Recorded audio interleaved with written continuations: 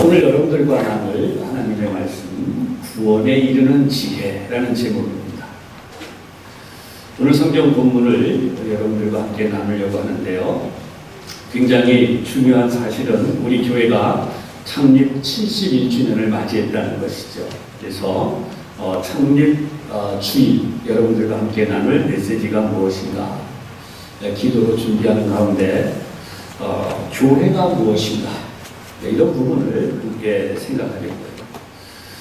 교회를 무엇이냐라고 정의하기 위해서 하는 학문을 조직신학이라고 합니다. 이 조직신학에서 이 교회를 이야기할 때 교회론이라는 말을 써요. 근데 이런 교회론을 이야기할 때 이런 부분에 대해서 아주 독보적인 분이 있어요. 누구냐면 한스 퀸이라고 불리는 분입니다. 여러분, 이 한스 퀸은 우리 개신교 신학자가 아니에요. 한스 퀸은 이 카톨릭 신학자입니다. 그런데 이분이 이 교회에 대해서 저술한 책이 얼마나 대단했냐 하면 이 책이 발표되고 나서 12년이 지나간 1979년도에 바티칸에서 더 이상 이 한스 퀸은 이 카톨릭 신학자가 아니다라고 하는 성명서를 발표하게 됩니다. 무엇 때문에 이렇게 되었는가? 이분이 카톨릭 신학자임에도 불구하고 1967년도에 교회에 대한 글을 저술했을 때 이 부분에 매우 중요한 부분을 카톨릭과는 다른 입장에서 저술을 하게 돼요. 그렇다고 이분이 카톨릭에 영향력이 없는 분이 아니에요. 지금까지도 그 카톨릭 쪽에 바티칸에 신학적 자문을 하고 계시고 또 많은 활동을 하는 분인데요. 어떤 내용이냐면 이런 내용이에요. 사도적 교회, 카톨릭 교회는 사도직 계승에 대해서 명백하게 일관된 입장이 있어요. 이게 뭐냐면 베드로 사도로부터 이어지는 교회의 사도직은 계속해서 지금까지 오고 있죠. 그런데 이분이 책 속에서 뭐라고 이야기를 했냐면 참된 교회는 바로 그 카톨릭 교회가 아니라 보편적 교회이다라고 저술을 하게 돼요. 여러분, 이게 얼마나 충격적인 이야기냐면요. 사도에 의해서 계속해서 베드로 사도 그리고 그 사도의 수익권이 그 다음 또 계속해서 이렇게 이어오는 사도적 계승의 교회가 아니라 이 땅에 세워진 보편적 교회, 즉 모든 교회가 하나의 교회가 된다라고 하는 바로 그 저술을 한 것입니다. 그래서 이 부분 때문에 참된 교회로서의 유일성, 사도적 계승에 대한 부분에 손상을 입혔다라고 이야기가 되어집니다. 그러나 여러분, 우리 개신교 쪽에서 보면 정확하게 하나님이 이 카톨릭 학자에 의해서까지도 이 땅의 교회에 대한 분명한 복음적 근거를 제시했어요. 이제부터 이런 부분을 하나씩 설명드리려고 하는데요. 첫 번째 생각하려는 것은 본질적 교회론이라는 것입니다. 본질적 교회론. 한스 퀸이 이 보편적 교회라고 이야기하는 것은 무엇을 얘기하는 것이냐? 하나님의 나라가 바로 이 교회 안에 있다는 거예요. 하나님의 나라가 교회 속에 들어있고 교회는 바로 그 본질에 집중해야 된다라고 하는 것입니다. 이 부분을 설명한 내용이 있는데요. 이렇게 되어 있어요. 에클레시아라고 하는 것이 바로 이 교회라고 하는 헬라어 단어이죠.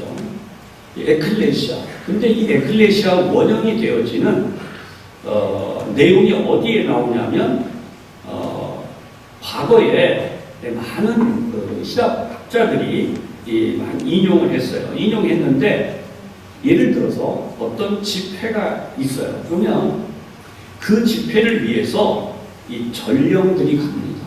그래서 이 전령들이 가서 이런 집회에 참여해 주십시오.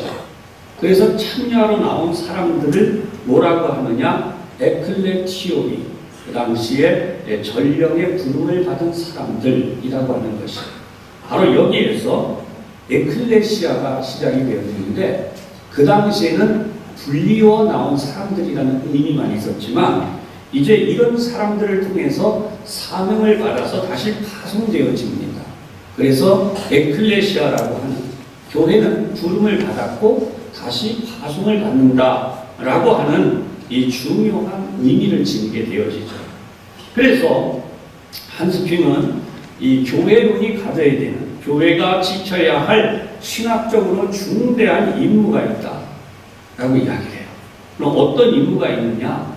이렇게 설명합니다. 한 시대에 집착하지 않고 오직 예수 그리스도의 교회의 근원이 되었을 뿐만 아니라 나날이 살아있는 교회의 근원이 되고, 그리고 생생한 종말론적인 말씀을 예수 그리스도의 복음을 통하여서 세상 끝까지 밝히는, 하나님이 하시려는 바로 그 일이죠. 그것을 밝히는 것이 교회론이 해야 되는 중대한 임무다라고 이야기해요.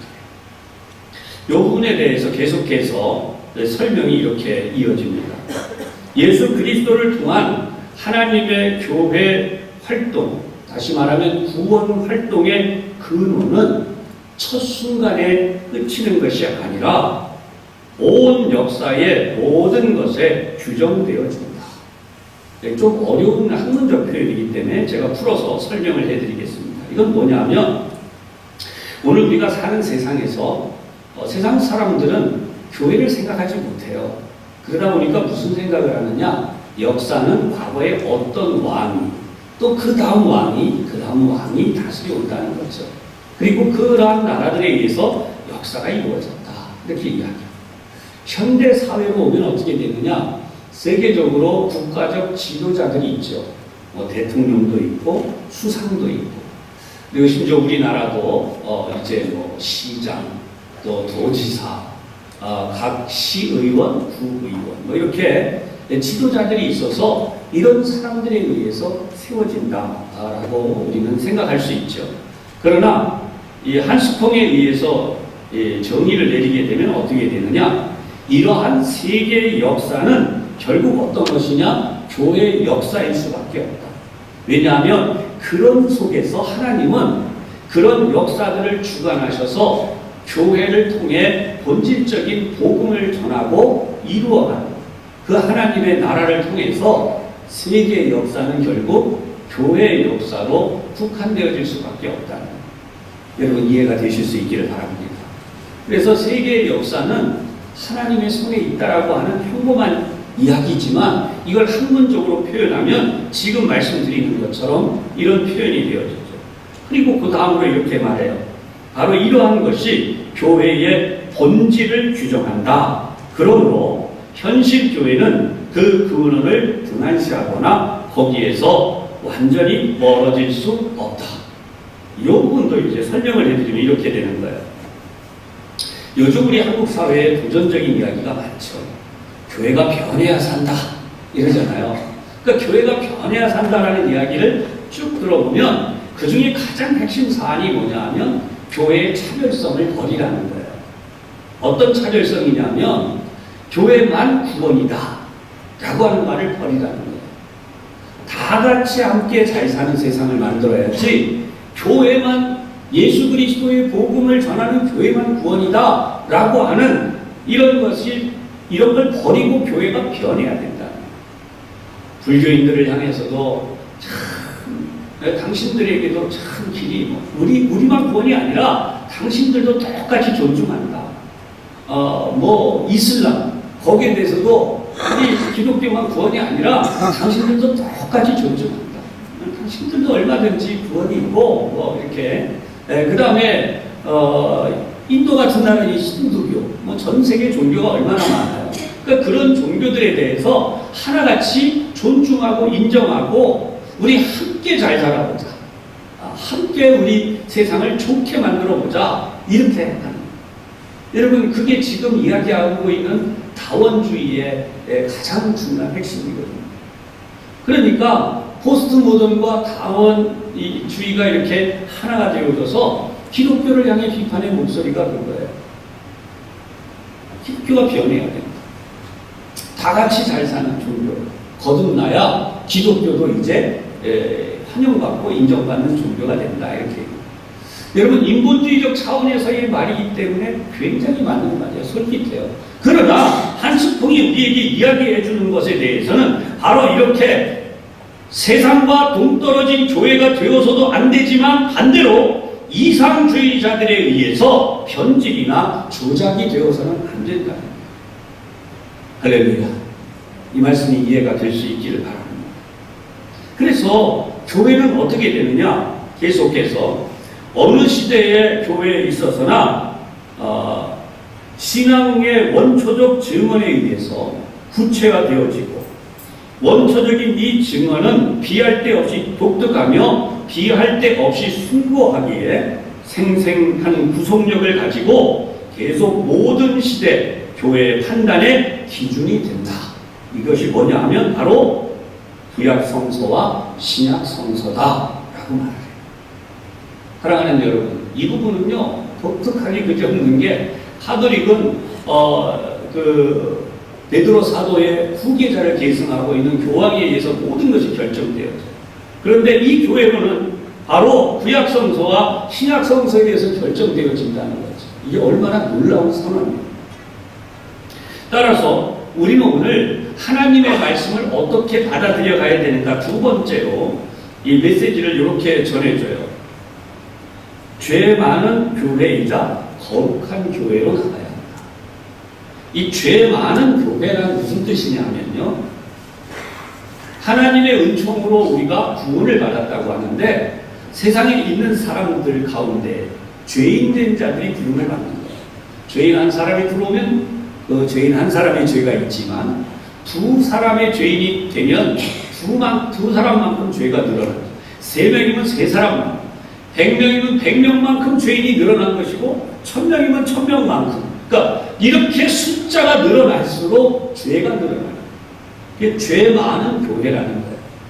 그러나 동시에 하나님의 사죄의 은총에 의해서 의로운 공동체가 된다라고 선언해요.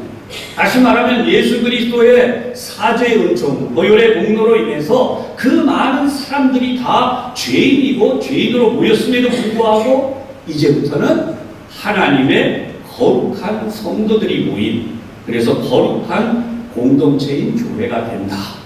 할렐루야. 여러분 잘 이해가 되신 줄로 믿습니다.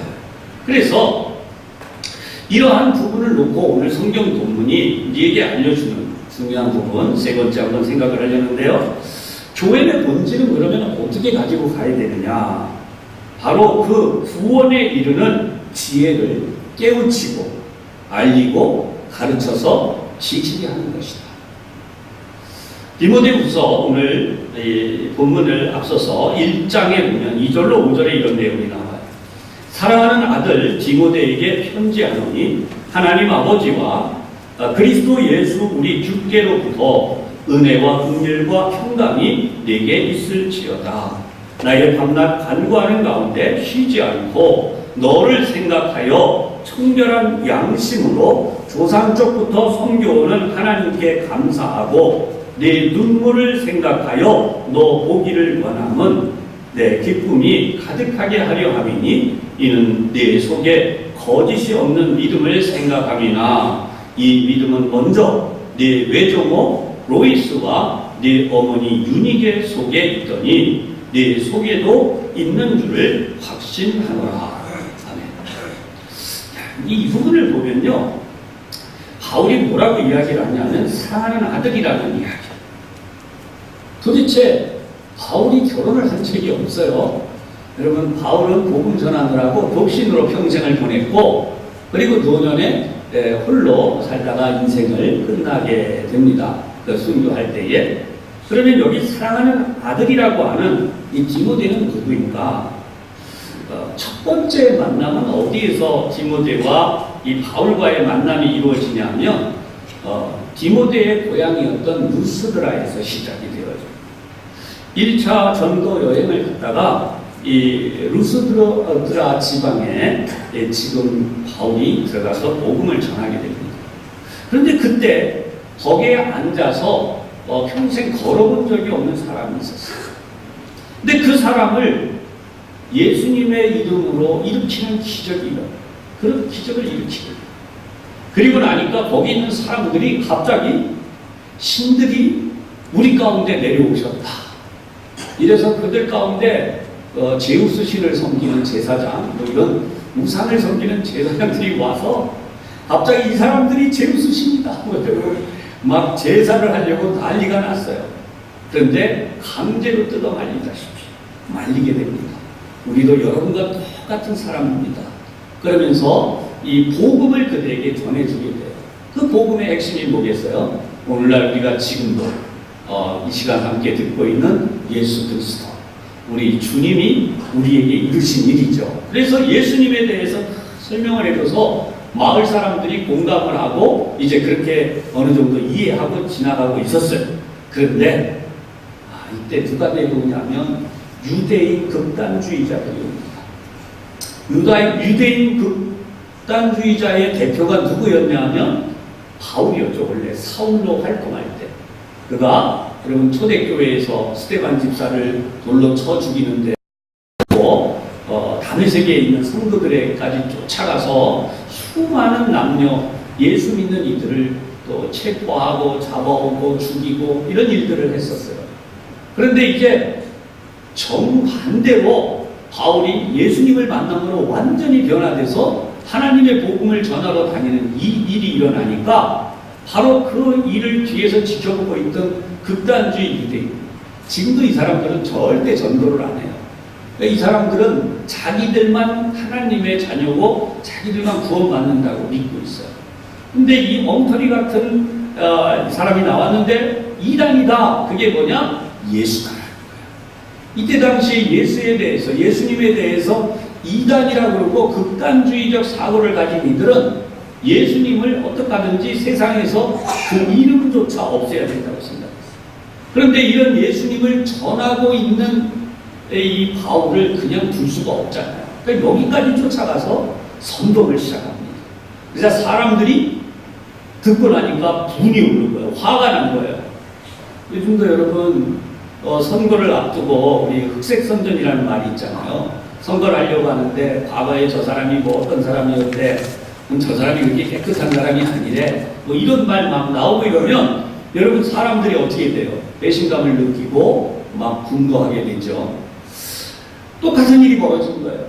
예수 그리스도의 이름으로 일어난 이 모든 일을 다 엎어버리고 바울 사도를 온 동네 사람들이 일어나서 이 루스드라 사람들이 돌로 치기 시작합니다. 분노가 머리끝까지 오른 사람들이 이런 이단주의자, 그 다음에 그 당시에 상대하지 못할 자, 전하지 못할 이런 예수를 전하는 자라 해서 돌로 쳐서 죽였습니다.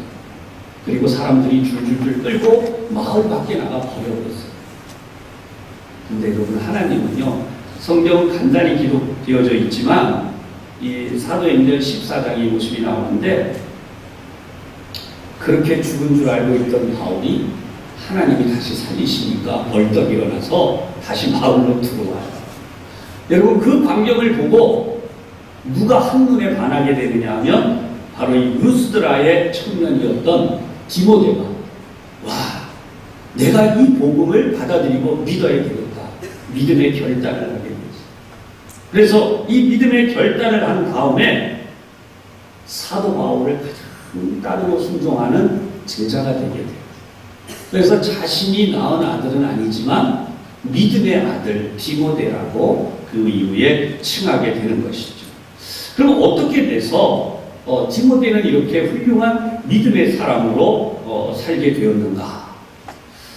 사도행전 16장에 보면 디모데의 가정사가 나와요. 여러분, 우리도 지금 결혼을 하게 되면 결혼하는 가정에 갈등이 있는 경우가 있어요. 예를 들어서 신랑이 믿지 않아요. 여성의 경우 아내가 될 이는 예수를 믿는데 신랑 쪽이 믿지 않아요. 뭐 반대인 경우도 요즘 있죠. 그런데 조건이 뭐예요? 그런 경우 결혼할 때는 종교 얘기는 좀 하지 마. 그냥 우리끼리 잘 살면 되지 뭐. 좋아요. 그렇게 시작을 합니다. 그런데 여러분, 우리가 살아보면 다 아시지만 이 자리에도 지금 연세가 좀 있는 분들은 다 아실 거예요. 여러분, 인생이 마음먹은 대로 되나요? 특히 하나님도 안 계시고 사단도 없다면, 마귀도 없다면 여러분, 인간이 마음먹은 대로 될 수가 있을 거예요. 근데 명백한 사실이 뭐예요? 이 세상은 하나님이 창조하셨고 인간도 하나님이 만드셨어요. 인간의 마음을 도둑질하고 인간의 삶을 도둑질해서 하나님을 대신하려는 게 사탄이잖아요. 그 사탄이 인간들이 잘 살도록 놓아주나요? 절대로 그렇지 않아요. 아무리 착하고 좋은 사람이 모여도요, 그 부부 사이에 문제가 일어나고 가정 사이에 문제가 일어나요. 결국 나이가 어느 정도 들면 어떻게 돼요? 야, 행복이 어디 있냐? 이 행복론을 찾. 나중에 우리나라에도 그 노래나 뭐 문학 작품에도 시어도 그런 거 나오지만, 행복의 파랑새는 어디 있나? 뭐 그렇게 하다가 인생 끝난다고 생각하고 또 그렇게 마무리하는 분들이 있어요. 그러나 성경은 여러분 절대로 그게 아니라는 걸 알려주시죠. 마귀의 일을 멸하려고, 그 마귀의 역사를 깨뜨리고 멸하려고 오신 분이 누구예요? 예수 그리스도 하나님의 아들. 또 우리가 가정을 이루고 살아가는데 반드시 문제가 일어날 때에 이 종교적인 이야기를 하지 않을 수가 없는 거예요. 그래서 교회에 나온 분들 가운데 보면 결혼한 지 10몇 년, 20몇 년 됐는데 가정 부부 사이에 문제가 생기고 심지어 자녀에게 문제가 생겨서 부모님들이 교회를 찾아 나와서 다시 나오는 경우들이 참 많아요. 그런가 하면 반대로 영영 교회를 떠나버리는 일들도 일어나게 되죠. 그런데 성경을 보면 오늘 디모데는 어머니는 유대인이에요. 신앙인이라는 거죠. 그런데 헬라인 남편을 맞이하게 돼요. 이방인 남자를 맞아 결혼하게 됩니다. 이렇게 어려운 결혼, 그 당시에 도저히 쉽게 생활을 할 수 없는 어려운 결혼을 하는 가정인데 신기하게도 디모데가 믿음으로 잘 컸답니다. 사랑하는 여러분, 그래서 이 부분을 믿음으로 지켜간 그 어머니의 공으로, 아까 조금 전에도 공동한 말씀에서 바울이 이야기를 해요. 그만큼 어머니의 신앙이 중요해요. 오늘 이 자리에 계신 우리 교우들 가운데 어머니의 신앙, 그렇다고 아버지의 신앙이 안 중요하다 그런 뜻이 아닙니다. 여러분, 나중에는 이 디모데가 이렇게 잘 자라난 데는 엄청난 역할이 있었어요. 근데 이 과정에 또 큰 역할을 한 분이 누구냐면 바로 외할머니인 로이스. 디모데의 외할머니인 로이스가 얼마나 믿음으로 잘 양육했는지. 사랑하는 여러분, 그런 의미에서 오늘 이 시대에 결혼을 하는 데 있어서 한쪽의 신앙생활이고 한쪽이 기독교 신앙이 아닌 경우에 어떻게 할 것이냐? 바로 이 디모데의 가정이 아름다운 샘플이 되는 거죠. 그런 의미에서 여러분들 믿음으로 잘 우리들의 다음 세대와 자녀들을 양육할 수 있기를 주님의 이름으로 부탁하고 축복합니다. 그래서 오늘 성경 본문은 명백히 이렇게 시작해요. 15절, 3장, 디모데후서 3장 15절. 어려서부터 성경을 알았나니. 여러분, 어려서부터 우리 아이들에게 성경 잘 가르칩니다.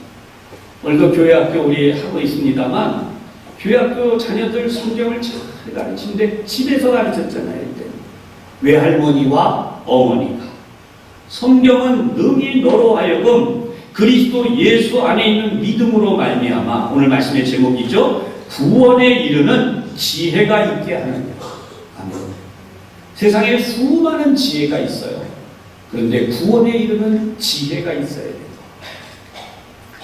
그래서 이 네 번째 부분으로, 그러면 어떻게 현실에 이 구원에 이르는 지혜를 적용하는가? 제가 오늘 여러분들에게 책을 통해서 좀 소개를 하려고 해요. 그리스도인 앙겔라 메르켈이라고 하는 책이 2010년도에 우리나라에 발매가 됐습니다. 이 메르켈은 독일의 총리죠. 그래서 이 사람에 대해서 폴커 레징이라고 하는 사람이 이렇게 글을 썼어요. 그녀의 신앙 고백은 겉으로 드러나지 않는다는 거예요.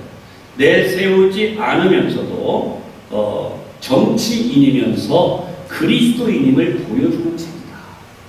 그 내용 속에 이렇게 설명을 한번 좀 해드리면,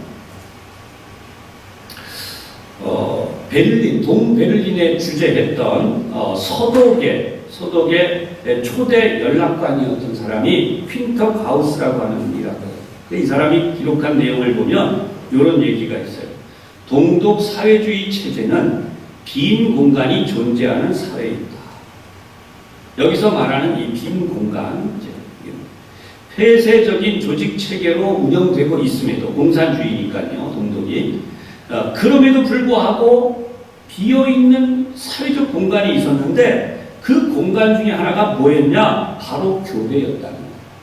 그래서 여기에서는 어떤 일이 가능했느냐? 개인의 사상을 표현하거나 또는 그 표현의 자유를 함께 공유할 수 있는 공간이 존재했었다. 그것이 바로 교회였다라고 합니다.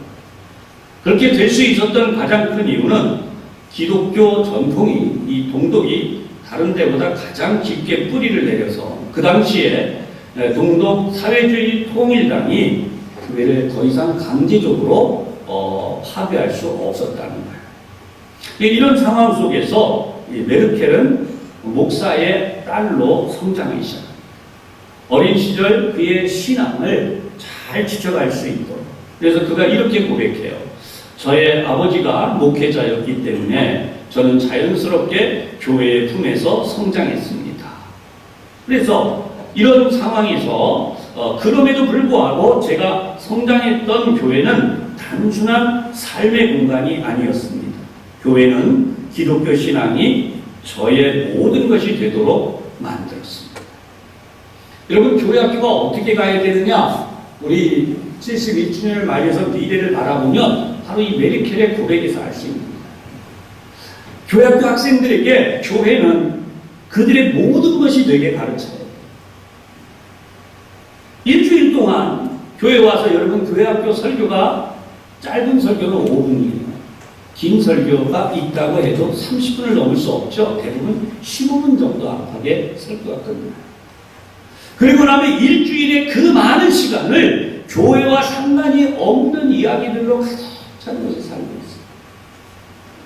여러분 잘 아시겠지만 드라마, 그 다음에 영화, 그리고 젊은이들이 지금 많이 하는 게임, 수많은 것들을 들여다보면 거기는 구원이나 생명이나 이런 부분에 대한 얘기가 없어요.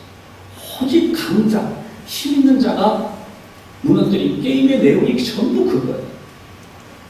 그 아이들이 일주일 내내 어쩌면 하루 24시간 중에 잠자는 시간까지도 게임을 놓지 않고 있는 학생들은 게임 중독이 돼 있잖아요. 직장을 다니는 것도 마찬가지죠. 그러니까 이런 상황에서 기독교 신앙이 도대체 무엇을 해야 되는가라고 알려주고 있다는 거죠. 그래서 이 부분이 계속해서 이 메르켈의 고백입니다. 그렇습니다. 신앙은 나와 타인들에 대한 관용적 시각과 사회에 대한 책임의식을 길러줍니다. 사회를 책임지려는 젊은이들이 일어나요. 기독교인들. 제가 만일 무신론자였다면 이 같은 책임의식을 지닐 수 없었을 것이죠. 여러분, 교회가 얼마나 큰 사명을 가졌는지 아시겠죠? 그래서 메르켈이 기독민주당이라고 지금 개신교 노동자위원회 창립 40주년 기념 행사에서는 또 이런 연설을 했어요. 저는 기독교적 정치의 실현이 가능하다고 믿는 이들과는 다릅니다. 오직 기독교 신앙은 저에게 방향만 제시할 뿐입니다. 기독교 신앙은 저에게 삶의 의미를 일깨워주며 더 나아가 이를 통하여 희망을 안겨주고 저를 격려할 따름입니다. 무슨 얘기냐면요, 오늘 한국 사회 속에 특히 교계 이런 분들도 있어요. 야, 우리 기독교인들이 모여서 기독당을 만들고 우리가 정말 예수 믿는 사람들을 통해서 사회를 변화시켜야 된다. 후자의 말은 맞는데 앞부분은 굉장히 위험할 수 있어요. 메르켈에 의하면 정치적, 기독교적 정치 실현은 아니다라고 이야기해요. 오히려 여기 지금 자세히 보면 이렇게 얘기해요. 아울러 기독교 신앙을 통하여 저는 인간적 한계를 체험하면서 하나님 앞에서 겸손해집니다. 쉽게 말하면 하나님 앞에 기도하면서 본인이 신앙인으로 살아가기를 소망한다는 거예요. 따라서 저는 독일 사회 내에서 개신교회의 사회적 영향력이 증대하기를 소망합니다.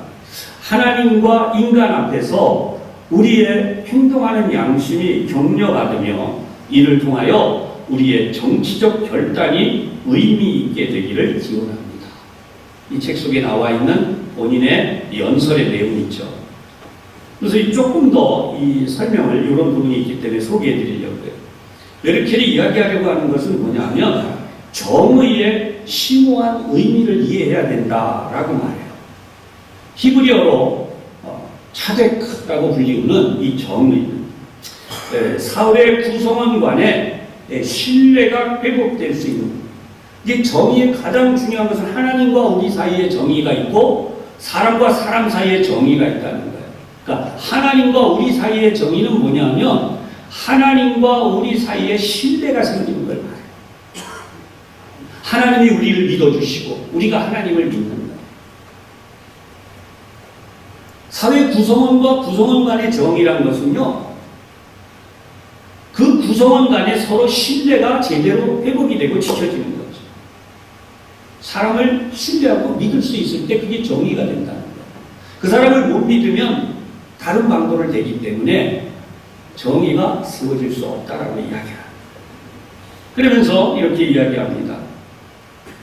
우리는 하나님과 인간 사이의 신뢰와 사귐을 의미하는 정의를 삶의 현장 속에서 구체적으로 실현해야 합니다. 저는 오늘날 우리가 해결해야 할 사회적, 경제적 문제들을 영적인 차원, 정신적인 차원에서 바라보는 것이 필요하다고 생각합니다. 우리가 추구하는 영적 가치가 무시되고 있는 현실 속에서 오히려 우리는 이 궁극적인 가치를 구현하기 위해 노력해야 되지 않겠습니까? 이렇게 이야기해요. 이 말을 종합하면 이런 이야기예요. 우리 교회에서 예를 들어봅시다. 이거 꼭 그렇게 하라는 얘기가 아니라 예를 듣자면 우리 교회에서 시장님이 나왔어요. 그러면 우리 교회가 물론 축하하고 다 하겠죠. 시장님이든 뭐 아니면 뭐 국회의원이 나오든 시의원이 나오든 누가 나오시든, 그러면 우리가 거기에 편중돼서 몰려가는 게 아니라 우리는 우리 교회 또 우리 성도들의 자리를 지키고 본인은 본인의 자리를 지키되 뭘 해야 되느냐? 오늘 제가 이 자리에서 말씀드리고 있는 기독교 신앙의 본질을 가진 사람, 기독교 신앙의 정의를 실현하기 위해서 본인이 맡은 그 자리에서 이 영적인 가치를 실현해야 된다. 할렐루야. 우리 문제가 뭐예요? 예수 믿는 사람이, 예수 믿는 이들이 사회에 영향력을 끼칠 수 있는 자리에 올라갔는데 그리스도의 복음의 본질, 교회의 본질, 우리에게 주신 이 사명은 다 뒤로 되어지고 오직 뭐만 있다는 거예요. 인간적 가치만 세우고 있다. 그것이 지금 우리의 문제예요.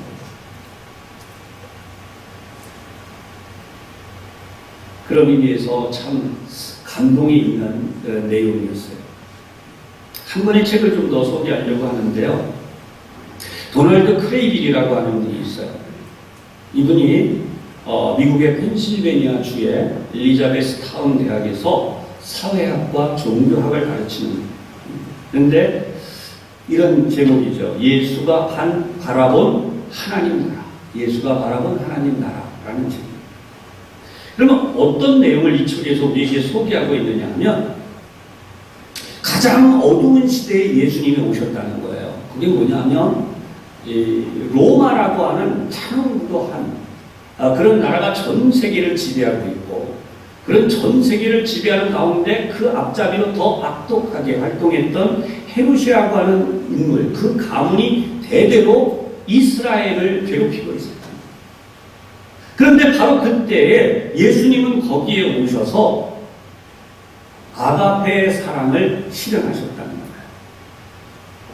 보통 우리가 이야기할 때 성경을 보고 있으면 많은 부분에서 이 좀 도전이 있어요. 그게 뭐냐면 예수님을 놓고 제자들이 부활하신 예수님을 향해서도 질문을 이렇게 해요. 이스라엘 나라를 회복하시니 이때니까. 이제 부활하셨으니까 예수님이 그 크신 권능으로 로마의 군대를 다 때려부수고 헤롯의 군대들을 다 때려부수고 그 옛날 다윗 왕가처럼 우리나라를 위대한 독립적인 세계의 힘과 경제력을 과시할 수 있는 나라로 세워주시는 것이 지금입니까? 바로 그 질문합니다. 근데 예수님은 전혀 거기와 관계가 없는 말씀하시죠. 거기에 대해서는 너희가 알 바가 아니라.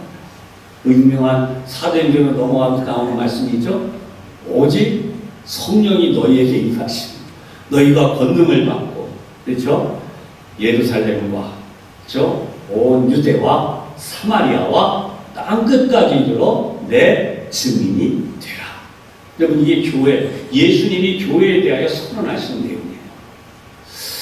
그러니까 이런 내용을 뭐라고 지금 일청에서 소개하느냐 하면 그리스도인이 추구해야 할 것은 무엇인가? 차별하지 않는 용기. 여기서 차별을 이제 뒤에 설명할게요. 용기가 필요하고 불편이 뒤따르고 때론 명성과 그리고 삶을 위태롭게 만드는 일을 영위하는 바로 그것이 그런 어려움이 있는 데서 우리가 살아야 돼요.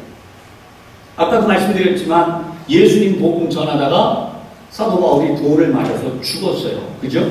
하나님이 살려내신 거죠. 그런 식으로 우리는 그런 시대 속에 살고 있다는 거예요. 우리 예수 믿는 이들은요, 지금 이런 부분에 대해서 그냥 아예 차별해버린다는 거예요. 저 사람 안 믿는 사람. 무시해버리고. 이게 차별이에요. 여기서 말하는 차별이 이거예요.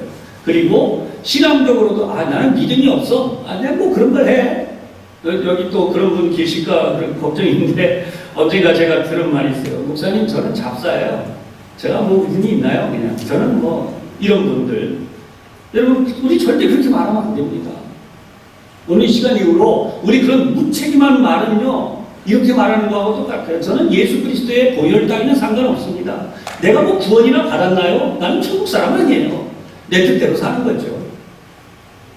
여러분, 그런 발언을 하고 있는 거예요. 분명히 말씀드리지만.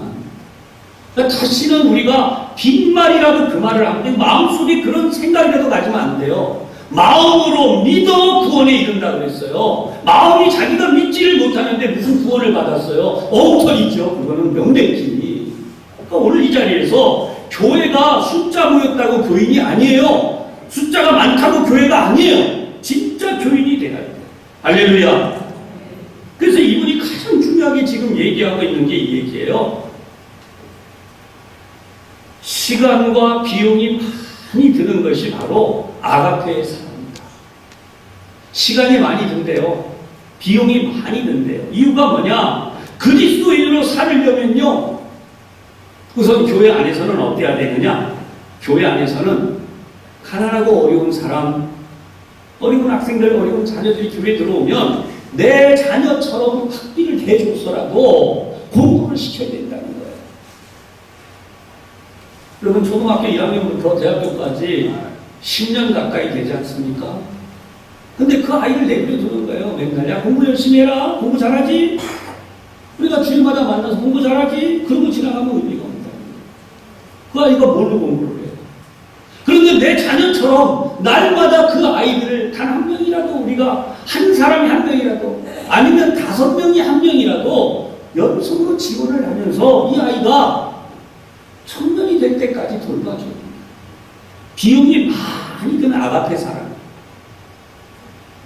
생활도 마찬가지예요. 이 아이가 집에 가서 먹을 게 없으면요, 그렇게 해야 된다는 거죠.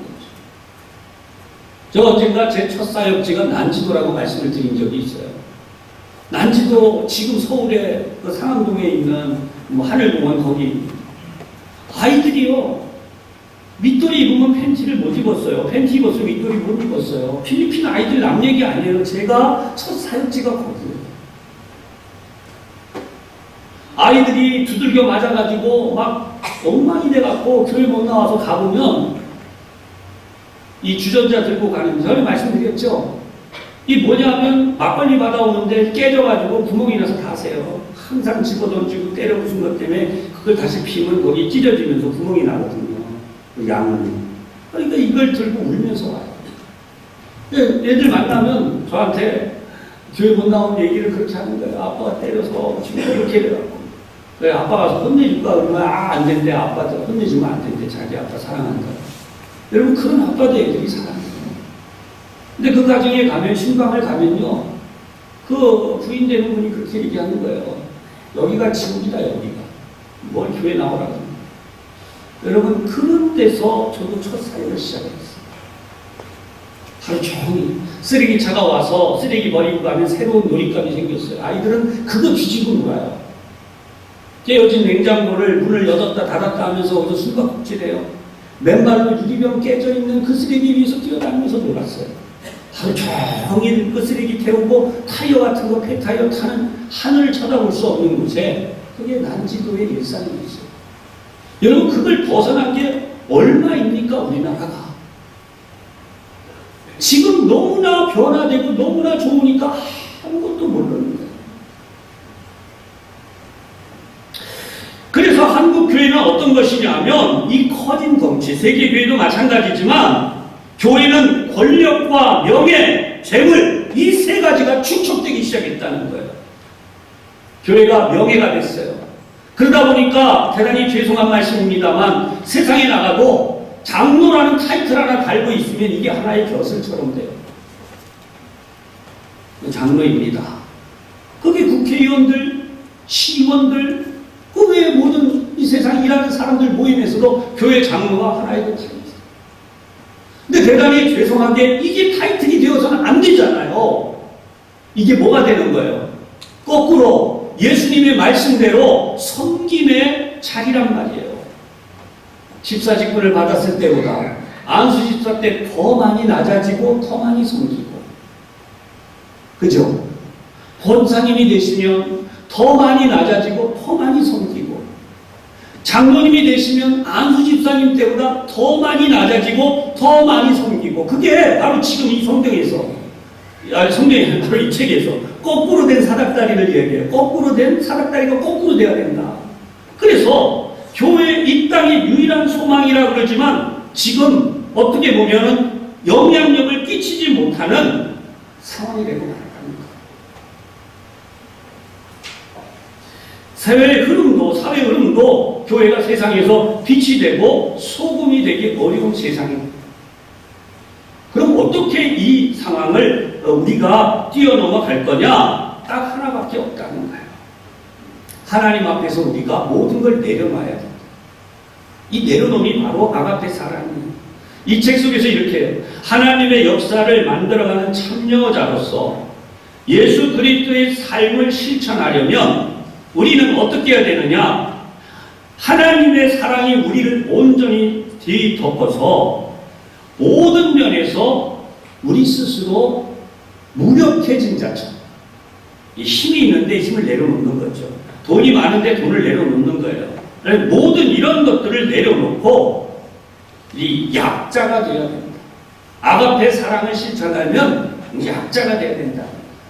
그러니까 뭐 쉽게 말씀을 이렇게 좀 그런데 언젠가 한번 그런 일이 있었어요. 지하철에서 이 사람이 공인 몇 단 유단자예요. 근데 이 고등학생 하나가 이 사람 시비를 거니까 결국 싸움이 붙었는데 여러 명한테 두들겨 맞으면서도 자기 끝까지 안 때렸어요. 온몸이 엉망이 됐어요. 나중에 기자가 물으니까 내가 손을 뻗으면 그들은 다치거나 죽습니다. 그래서 유다 몸이 무기니까. 그래서 그냥 온몸이 피투성이가 되도록 맞았다는 거예요. 모르는데 그냥 때린 거예요. 어쩌면 우리 한국 교회는 세상에서 이렇게 하나님의 사랑을 실천하기 위해서 지금 이 순간을 이렇게 지나가야 할지 몰라요. 너무나 힘든 이야기죠. 사랑하는 여러분. 그런 상황을 한국교회가 어떻게 감당하느냐? 이 책 속에 명백히 아가페 사랑, 아까 말씀드린 대로. 근데 지금까지는 교회에 대한, 교회 내부에서의 사랑을 이야기했어요. 아까 우리 기도하시는 장로님도 전도의 문이 열리는 걸 기도하셨죠. 근데 전도의 문은 어떻게 열리는가? 이제 우리 안에서 이렇게 많은 비용을 지불하는 것을 어떻게 하느냐? 교회 밖으로 해야 된다는 거예요. 이 말씀이 이해되시길 바라요. 우리가 한 명의 교회 학생들을 기르기 위해 노력하는 것을 이제는 예수 그리스도와 상관없는 하나님을 믿지 않는 세상의 사람들을 향해서 우리가 그렇게 지불하기 시작해야 된다는 거예요. 하나님을 통다니지 않는, 교회를 통다니지 않는 하나님을 모르는 아이들에게 학비를 지불하고 생활비를 지불하고 사랑으로 그들을 돌봐야 됩니다. 우리나라는 제도가 좋아져서 복지적으로 사회에서 많은 걸 해요. 근데 교회가 이제 그렇게 할 때에 그것이 전도의 문이 열리고 교회가 나아갈 길이 된다. 아가페 사랑. 예수 그리스도는 회당 안에서 유대인들에게만 아니라 세리와 그 당시에 창기와 그리고 그렇게 버려진 모든 이방인에게까지 예수님의 복음이 세상에 전해지도록 하셨다. 우리가 지금 71주년 예배를 드리면서 100주년을 향해서 우리 교회가 부흥할 것이냐?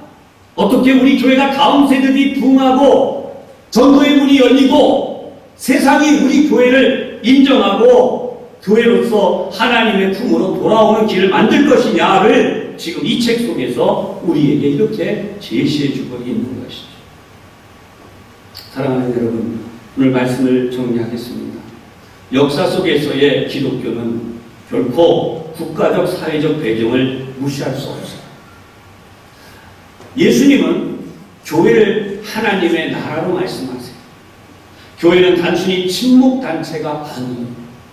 여태까지 교회가 친목단체처럼 활동해 왔다면 이제는 하나님 나라의 역사의 현장으로 어떻게 보면 치열하게 어떻게 보면 엄청난 희생을 감수하면서 우리는 그동안 이스라엘 민족이 많은 국가적 손실과 어려움을 겪으면서도 하나님의 복음을 지켜오려 했고 그런 가운데 예수 그리스도께서 태어나셔서 바울 사도를 비롯해서 많은 사도들을 통하여 온 세계 가운데 하나님의 역사를 이루도록 하셨다는 거죠.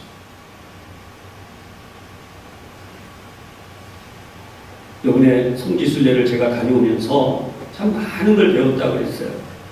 근데 성지순례를 가보면 꼭 있는 게 뭐냐면 이스라엘 땅도 강원도 크기만 한데 고대 페니키아 문명으로부터 시작되어진 그 문명들의 바탕이 들어와서 이 바벨론 나라 그리고 헬레니즘이라고 하는 문명이 들어오고 로마의 세력이 들어오고 이렇게 착착 쌓였고 근데 전 세계를 보면 다 마찬가지예요.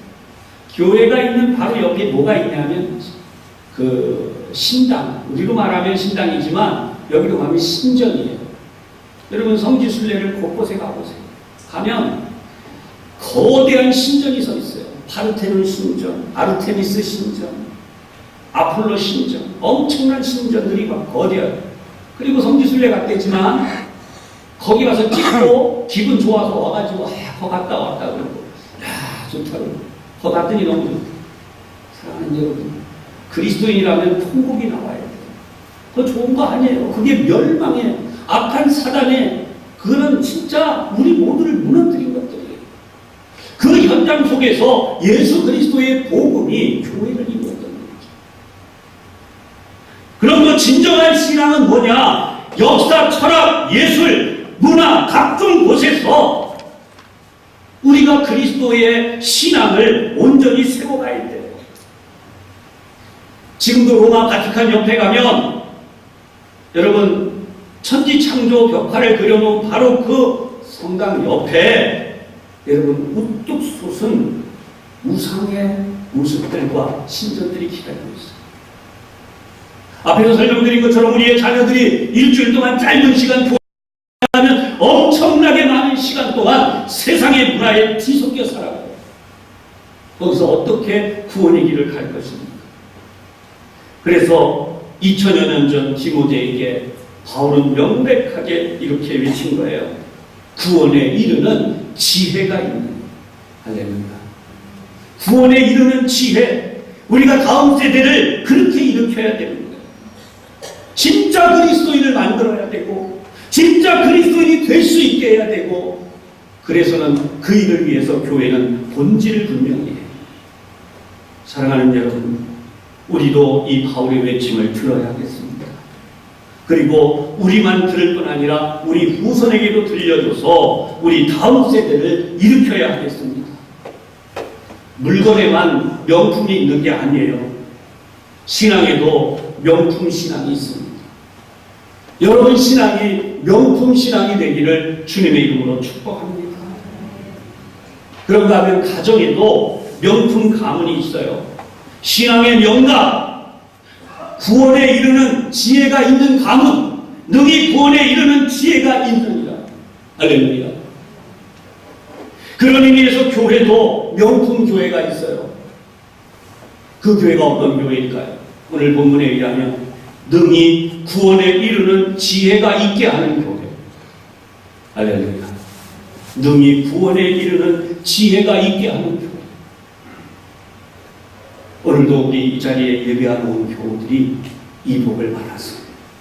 앞으로 71주년이 여기 71주년이 아니라 100주년 아니면 150주년, 200주년을 계속 향해 주님이 오실 때까지 능히 구원에 이르는 지혜가 있게 하는 교회로서 이 땅의 명품 교회로 우리 교회가 또 쓰임받고 또 세워져 있기를, 이 일을 여러분들이 감당해 주실 수 있기를 주님의 이름으로 축복합니다.